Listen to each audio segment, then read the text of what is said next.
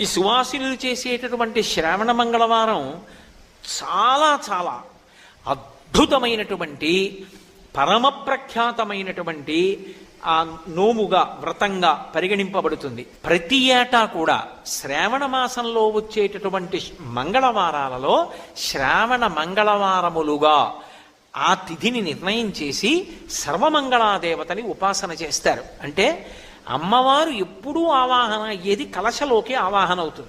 అథవా గౌరీదేవి ప్రతిమ ఇంట్లో లేని ఏ ఇల్లు ఉండదు. కాబట్టి కనీసంలో కనీసం ఆ రోజు అమ్మవారి నామాలతో అమ్మవారికి పూజ చేసి ఆవిడికి నైవేద్యం పెట్టి వ్రతకల్పంలో ఏ కథ చెప్పబడిందో ఆ కథని భక్తి శ్రద్ధలతో విని తల మీద అక్షతలు ధరిస్తారు. అటువంటి సర్వమంగళాదేవతని ఉపాసన చేస్తే ఏమవుతుంది అంటే ఆడది తన భర్త యొక్క జీవితాన్ని